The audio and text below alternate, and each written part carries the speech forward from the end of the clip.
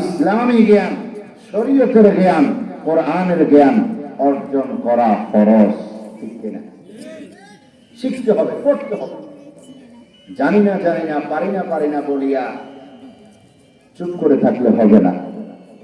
একবার না পারিলে আমাদেরকে শতবার চেষ্টা করতে হবে, ঠিক কিনা ভাইরা? এই জন্য আমরা আমাদের সন্তানদের দ্বারা গর্বকারী হতে চাই না। সন্তানের মাধ্যমে, সন্তানকে সুশিক্ষার মাধ্যমে, সন্তানকে কোরআনের হাফেজ বানানোর মাধ্যমে আমরা দুনিয়া ও আখিরাতে গর্ব করতে চাই না? জোরে বলেন, চান না? চাইতে হবে। এই জন্য আল্লাহ পাক একটা সুযোগ ব্যবস্থা করে দিয়েছেন এখানে। আমার ভাইরা, গভীর মনোযোগ।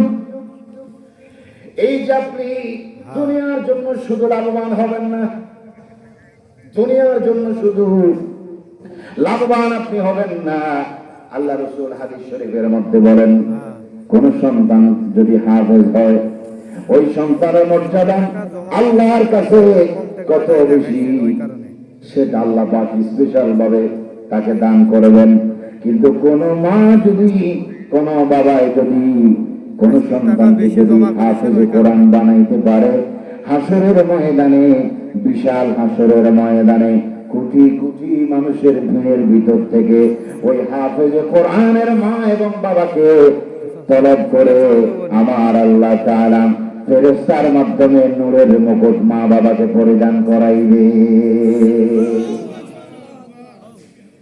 সন্তান হাফেজ হয়েছে, সন্তান কোরআনের হাফেজ হয়েছে সন্তান, কিন্তু নূরের মুকুট পাবে নিজের মা এবং বাবা।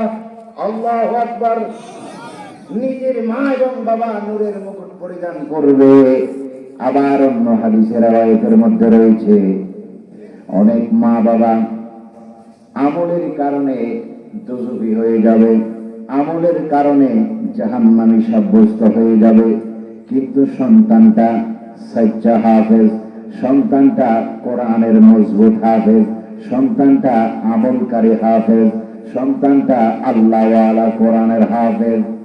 ওই হাফেজের সম্মান, ইজ্জত, পজিশন কোথায় দেখেন? বুঝবেন।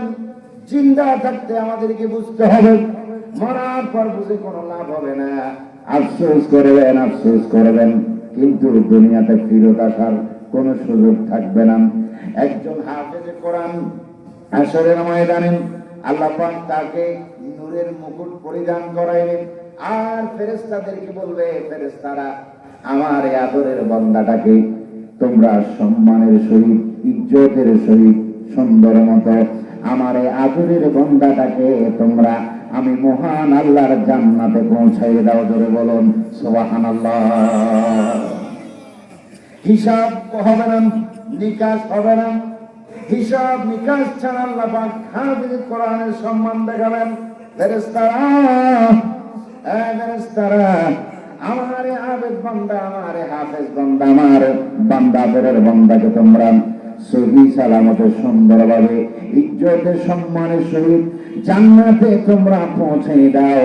ওই যুবকটা, ওই হাফেজ কোরআনটা হাসতে যখন জান্নাতের দিকে চলে যাবেন, ফেরেশতাদের সঙ্গে যখন যাবেন, হঠাৎ করে ফেরেশতারা পিছনে, ওই হাফেজে কোরআন সামনে, ফেরেশতারা স্লোগান দিতে ওই মানুষটাকে, হাফেজটাকে জান্নাতে নিবেন।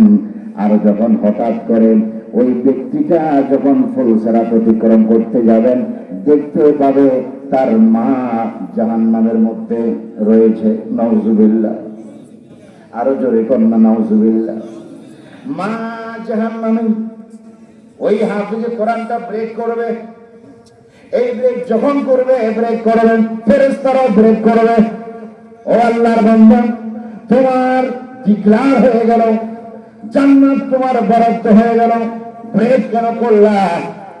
ওই বান্দাটা কও করবে, ব্রেক করে বলবেন, আমি ব্রেক করেছি জন্য আমি একটু মেহেরবানি করে আমার আল্লাহর সঙ্গে আমি একটু কথা বলতে চাই। আল্লাহ পাক অনুমতি দিবেন, আল্লাহ পাক কথা বলবেন।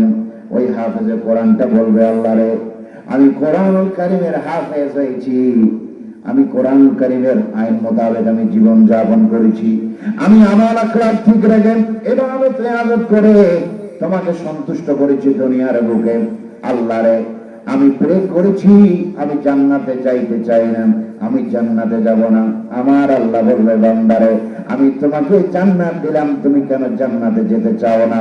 ওই বান্দা ডাক দিয়ে বলবে, আমার মা জাহান্নামের মধ্যে জ্বলতেছে, যতক্ষণ পর্যন্ত আমার মাকে জান্নাতি বানাবে না ততক্ষণ পর্যন্ত আমি তোমার জান্নাতে প্রবেশ করব না। জোরে বলুন সুবহানাল্লাহ।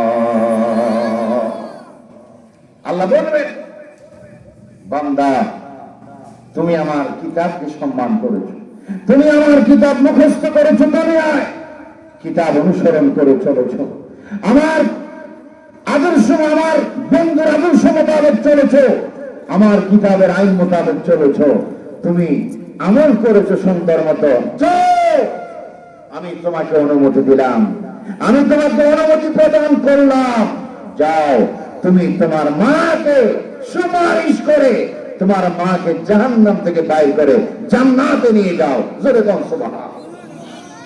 আরেকটু জোরে বলুন না সুবহানাল্লাহ।